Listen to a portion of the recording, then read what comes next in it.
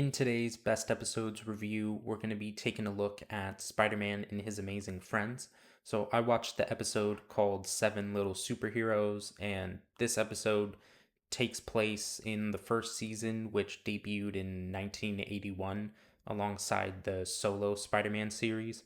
Now, if you're unfamiliar with this series, it features Spider Man, Iceman, and Firestar, who's an original character that was created for this show and would then go on to show up in other mediums. Now, I grew up with this show a bit. I remember it showing up on Saturday morning reruns. This show, like I mentioned, it came out in the 80s, but I happened to see it in the early 2000s on the weekends. And so it's been in syndication for a while, though definitely doubt that it's showing up anywhere now beyond Disney Plus, which it did get added to. And so I do have a bit of nostalgia for this show growing up with it, and I'm excited to go take another look at it. So this episode features the Chameleon coming up with a plan to take down these seven superheroes that have been apparently causing him a lot of trouble. They're Shauna the Jungle Queen, Namor, Doctor Strange, Captain America, Spider-Man, Iceman, and Firestar. Now, just immediately off the bat, why Namor, Shauna the Jungle Queen, Doctor Strange, why those guys are amongst some of his greatest enemies, I couldn't tell you. I feel like I never hear stories of him trying to have plans in the ocean or dealing with the mystic arts. I'm also really unfamiliar with Shauna the Jungle Queen. I don't know if she was particularly prominent back then, but she doesn't really have much relevance to me, or especially in the modern age of Marvel Comics. And I learned that apparently she's also like the She Devil or something like that. But they changed her name for this show just to be more kid friendly. But those are the heroes that he has a really big issue with. So, under the guise of sending them an invitation to like some kind of party or gathering, the Chameleon wants to bring everyone over so then that he could try to take them down. And so that's basically the premise and the setup for this episode.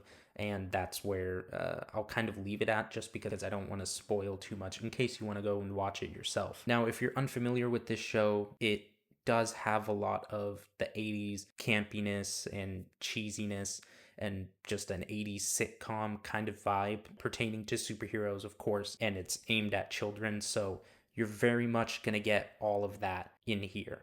The characters are a bit toned down and dumbed down a little bit to, put them in situations that, you would not expect from these characters, but for the sake of a children's show, you got to make it a little bit plausible that they get themselves into these positions. But it's pretty cool that we get to see a variety of different characters in this show. That's one of my favorite parts of these cartoons from back then, is that characters across different teams would be able to come together in a show like this. We had that even in the 90s animated series, and there would be series down the line in recent years that would do something like this, but I feel like it was kind of forbidden for a while because of rights issues and things like that, where particular companies wouldn't want to prop up characters that had their movie rights tied to different studios and things like that. So back then, in a time like this where these characters could come together, it made the worlds feel like a shared universe like the comics. So that was something I always appreciated, and was really fun to get to see these characters interact and have some semblance of the personalities that we're familiar with. Namely, Namor is going to have his obnoxious, antisocial, wants nothing to do with the other heroes' personality that we're used to. Doctor Strange is going to have his, mystical abilities and speak in that Doctor Strange fashion that we're used to. Captain America is Captain America, and I don't think that's ever really changed. Chameleon, that is the one that is going to stick out just because his voice sounds completely different than I feel like anything we've seen the Chameleon in before. His powers are noticeably different in the sense that he can set things on fire, he can shapeshift at will. It seems that he's typically shown as changing his disguise, kind of like in the Mission Impossible films, donning a mask and changing his voice to sound like a particular character. In this one, it's just a cloud of smoke, and then boom, he's the character. So clearly the most overpowered version of Chameleon that I've seen. It's pretty funny, but also just going to be a little atypical from what you're used to seeing. And I feel like this show ratchets up a bit of the powers that people have, but also dumbs down the characters to a degree. So if you're looking for something that, I don't want to say serious or logical, because I feel like in a kid's cartoon series, you shouldn't really be looking for too much of that. But if you're looking for a show that takes itself a bit more seriously, this is not going to be it. So I could see that being a pain point for some people.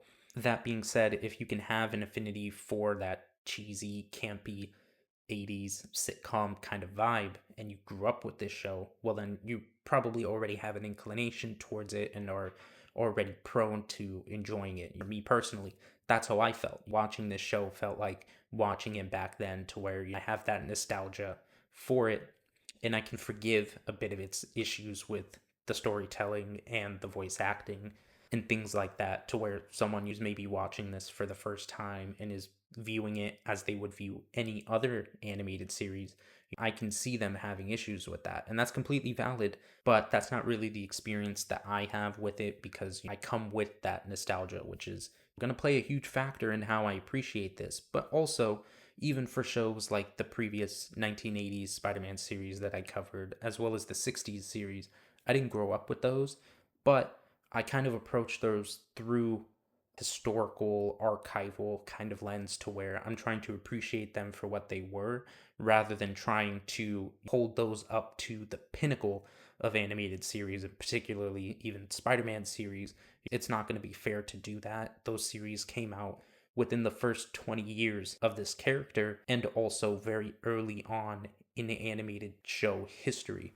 So that's why I'm not going to be able to view those in the same way that maybe someone who is taking on this show for the first time and is expecting something completely different is going to be. There's a variety of experiences people can have. That being said, I can acknowledge its pitfalls and also appreciate it for what it is, which is just this fun show that's, again, it's cheesy, easy to acknowledge that, but I think that you can have fun with this show and you can derive enjoyment from being able to see these characters in their early periods where they still retain a bit of what we recognize them for today, while also being true to their own period of the 1980s, because these characters have evolved a bit since then. I mean, we're 40 years removed from this show, but that DNA is still there. So I think that's cool to see. But again, I completely understand if other people don't feel that way. In my opinion, one of the reasons that I don't have to take it seriously is because it's a kid's show, with the heart of it being about superheroes that are friends and work together. That itself is not going to lend to the most stressful or deepest stories. It's about collaboration and it's about sending good messages to kids. Now, this episode is rated the best from IMDb. It actually has the same average score as some of the other episodes, but I think just based on the number of reviews and the way that it's aggregated, it pops this one up to the top of it. I did end up watching a few other episodes. I watched what was previously the top rated episode, which was kind of the origin of the Spider Friends. And I thought that that was a really good episode too. I think that makes sense as a top episode, and I think I would actually rate that a bit higher than this one, because you get to see the origin of how these characters come together, what their relationship is. You get a cameo from another character that is true to his original depiction, how he was originally known to be for his first 30 years, and even into his animated shows. I won't spoil who that is, but that depiction, that kind of storytelling that they did with that character, is different than what we see and what we know him as today. I think a lot of kids growing up with the MCU's depiction of that character may not recognize those story beats, which were typical of that character for so long. But I watched that episode and I thought that was a great one. Now, that being said, it's going to share a lot of the same campiness, cheesiness, sitcom vibes. That's not going to change. I think that's fair to say that that is standard throughout the show. But if you can enjoy that, if you can appreciate that and appreciate this show for what it is, I think you can have a great time. If you can't, this show is not going to be for you. I think you would be better off watching some of the series that came out within the last 30 years as opposed to reaching back this far into Spidey's history. Now, that does it for this best episodes review. The next series that we're going to be tackling in this format is going to actually be Spider Man Unlimited.